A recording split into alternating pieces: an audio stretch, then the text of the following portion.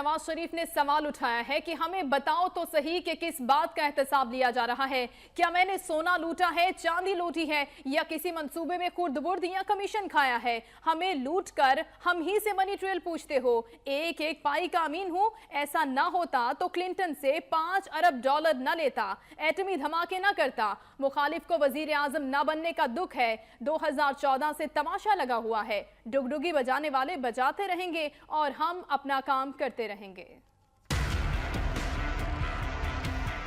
कहां से करप्शन हुई है, कब हुई है, किसके साथ हुई है, कौन से मंसूबे में हुई है, जिसका आज एहतसाब हो रहा है। 2013 से ही 14 से ही ये तमाशा लगा हुआ है इस मुल्क के अंदर। ये समझ नहीं आती कि किस चीज का एहतसाब हो रहा है। नवाज शरीफ क्यों वज़ीर आज़म है, मैं वज़ीर आज़म क्यों नहीं हूं? तो तुम्हें अवाम ने वोट ही नहीं दिए तो तुम कैसे वज़ीर आज़म बन जाते हो?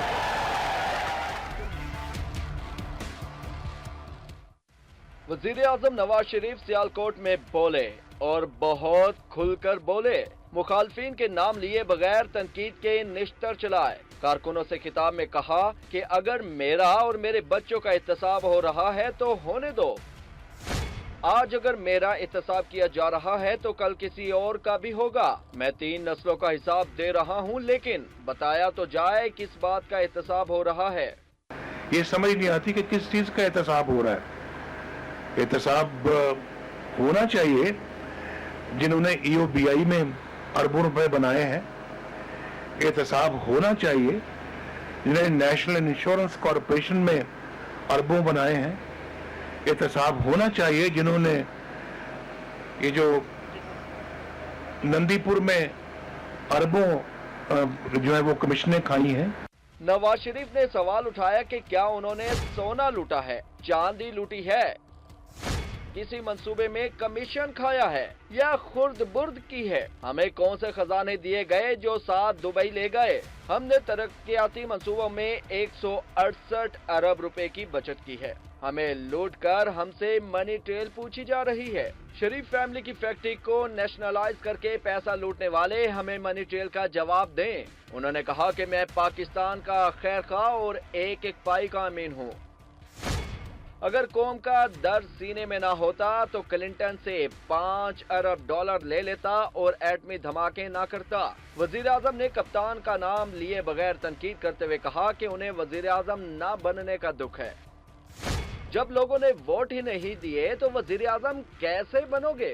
नवाज शरीफ क्यों वज़ीर आज़म है, मैं वज़ीर आज़म क्यों नहीं हूं? तो तुम्हें अवाम ने वोट ही नहीं दिए तो तुम कैसे वज़ीर आज़म बन जाते हो? तुम रोज गिबत कर रहे होते हो, रोज, और किसी के खिलाफ गंदी जुबान इस्तेमाल कर रहे होते हो। हम सुनते हैं, हमारे हौसले की दाद दो कि हम तुम्हें जवाब नहीं देते, उसी तुम्हारी जगह में मैं जवाब ना भी दूं 2018 में आप देंगे। इससे पहले वान संतो तिजारत सियालकोट में खिताब करते हुए वजीर आजम नवाज शरीफ का कहना था कि अवाम के वोटों से वजीर आजम बना।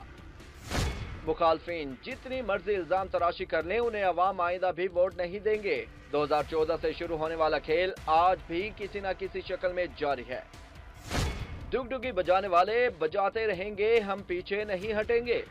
2013 से ही 14 से ही ये तमाशा लगा हुआ है इस मुल्क के अंदर।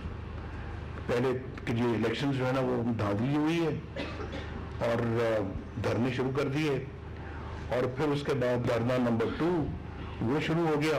अब तीसरी यलगार है। नवाज शरीफ ने कहा कि 4 साल से तमाशा लगा हुआ है। 2011 में बिजली के मंसूबे लगाने के लिए एक पैसा नहीं था।